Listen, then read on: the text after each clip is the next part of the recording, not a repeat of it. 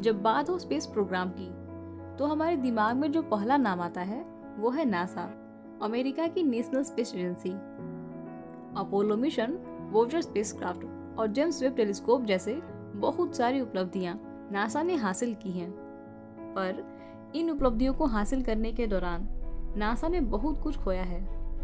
ऐसे कई मिशन हुए हैं जब नासा के लिए तालियां बजाने वाले हाथों ने उस पर उंगलियां उठाई हैं। ऐसा ही एक मिशन था STS-107।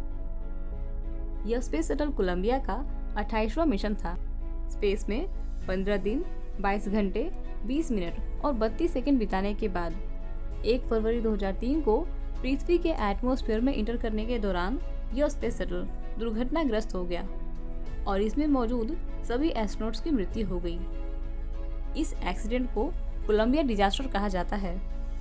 तो चलिए सुनते हैं इस डिजास्टर की पूरी कहानी। साइंटिफिक पेलोड्स को स्पेस में डिप्लॉय करने के लिए नासा ने 6 स्पेस शटल्स बनाए थे, जिनमें से 5 शटल्स को स्पेस में भेजा गया था। कोलंबिया अंतरिक्ष में जाने वाला पहला स्पेस शटल था। इसे 28 बार स्पेस में भेजा गया था और इन सभी मिशंस के दौरान इसने 7,218 घंटे स्पेस में बिताए थे और 4,808 बार अर्थ को ऑर्बिट किया था। 16 जनवरी 2003 को कोलंबिया स्पेस शटल ने केनेडी स्पेस सेंटर से अपनी 28वीं उड़ान भरी। लॉन्च के 82 सेकंड बाद ही स्पेस शटल के एक्सटर्नल फ्यूल टैंक से इंसुलेशन फोम का एक टुकड़ा टूटकर ऑर्बिटर के लेफ्ट विंग से टकरा गया। उस समय स्पेस शटल की स्पीड इतनी ज्यादा थी कि जब यह इंसुलेशन फोम का टुकड़ा ऑर्बिटर के विंग से टकराया तो उसमें एक छेद हो गया। इस डैमेज की जानकारी नासा को मिल चुकी थी, पर इसके बारे में उन्होंने क्रू मेंबर्स को कुछ भी नहीं बताया, क्योंकि क्रू मेंबर्स के लिए इस डैमेज को रिपेयर करना पॉसिबल ही नहीं था। और ऐसा भी हो सकता था कि अगर यह जानकारी उनको मिल जाती तो शायद वे लोग घबरा जाते और स्पेस में ही उनके साथ कोई बड़ी दुर्घटना हो जाती।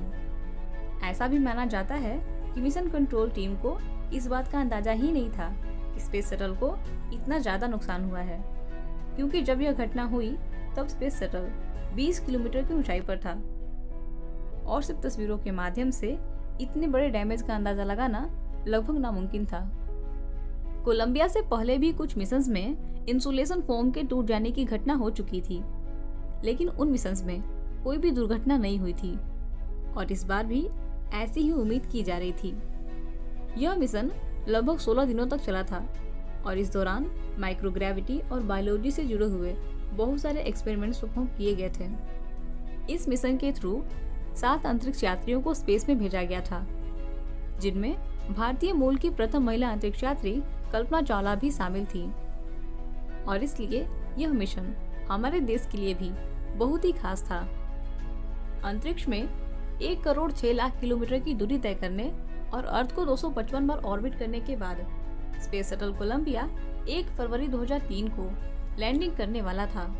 पर जैसे ही स्पेस शटल ने अर्थ के एटमॉस्फेयर में इंटर किया, वैसे ही शटल के अंदर हुए छेद से गर्म गैसें अंदर जाने लगी और थोड़ी ही देर में शटल के अंदर का टेम्परेचर और प्रेशर अनियंत्रित हो गया, जिसकी वजह से शटल में आग लग गई और कुछ ही मिनटों में स्पेस शटल के टुकड़े अमेरिका के टेक्सास शहर पर गिरने लगे। नीचे मौजूद जो लोग खुशी और उत्साह से एस्ट्रोनॉट्स का इंतजार कर रहे थे, उन्होंने स्पेसक्राफ्ट के टुकड़ों को आग का गोला बनकर धरती पर गिरते हुए देखा। जिस मिशन को नासा की उपलब्धियों का हिस्सा बनना था, वह मिशन नासा के लिए एक बुरी याद बनकर रह गया। इस दुर्घटना के बाद नासा ने स्पेस शटल प्रोग्राम को 2 सालों के लिए रोक दिया और इंटरनेशनल स्पेस स्टेशन रीसप्लाई के लिए 29 महीनों तक पूरी तरह से रॉसकॉस्मोस पर निर्भर रहा। कोलंबिया डिजास्टर की जांच के लिए कोलंबिया एक्सीडेंट इन्वेस्टिगेशन बोर्ड का गठन किया गया, जिसने 26 अगस्त 2003 को अपनी फाइनल रिपोर्ट जारी की। रिपोर्ट में इस डिजास्टर के कारणों को एक्सप्लेन किया गया था। इसके अलावा स्पेस शटल को इम्प्रूव करने के लिए 29 सुझाव भी दिए गए थे। इन्वेस्टिगेशन बोर्ड ने यह भी डिटरमाइन किया था कि रेस्क्यू मिशन के द्वारा क्रू मेंबर्स की जान बचाई जा सकती थी, क्योंकि उस समय स्पेस शटल एटलांटिस लॉन्च के लिए तैयार था। अगर नासा कोलंबिया में हुए डैमेज की गंभीरता का अंदाजा लगा पाती तो शायद यह दुर्घटना नहीं होती और वो सातों अंतरिक्ष यात्री आज हमारे बीच होते। इस डिजास्टर के बाद कई सप्ताह तक कोलंबिया स्पेस शटल की डिब्रीज की खोज की गई और नासा ने लगभग 84,000 टुकड़ों को रिकवर कर लिया, जो स्पेस शटल के वेट का 40% थे। इन टुकड़ों को कैंडी स्पेस सेंटर के व्हीकल असेंबली बिल्डिंग में रखा गया है। इस रेस्क्यू ऑपरेशन में क्रू मेंबर्स के अवशेषों को भी ढूंढा गया था, जिसकी पहचान डीएनए जांच के द्वारा की गई। इस रेस्क्यू ऑपरेशन में रिकवर किया गया सबसे बड़ा पीस था कोलंबिया स्पेस शटल का विंडो फ्रेम, जिसे Kennedy space centre visitors complex में रखा गया है।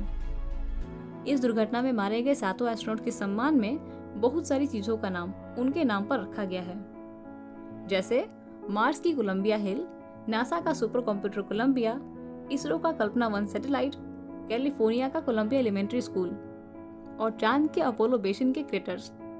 इसके अलावा और भी बहुत कुछ।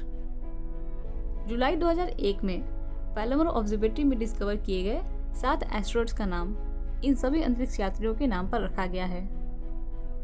मौत एक सच्चाई है जिसे टाला नहीं जा सकता। एक ना एक दिन सबको मरना है, पर कुछ लोग इस दुनिया में जिंदा रहने के लिए आते हैं और ये सातों एस्ट्रोनॉट्स उनमें से ही एक हैं। 1 फरवरी 2003 को उस डिजास्टर में इन सभी की मृत्यु हो गई, पर ये लोग आज भी जिंदा हैं हमारी यादों में, स्पिरिट रोवर के कोलंबिया मेमोरियल में, मार्स और प्लूटो की हिल्स के नाम में और उन सभी आंखों में जो हमेशा अंतरिक्ष के सपने देखती हैं। कोलंबिया डिजास्टर की यह कहानी सुनकर आपको कैसा लगा, कमेंट करके जरूर बताइएगा। हर दिन स्पेस से जुड़ी हुई ऐसी कहानियों को सुनकर अपने दिन को स्पेशल बनाने के लिए मेरे चैनल को सब्सक्राइब कीजिए।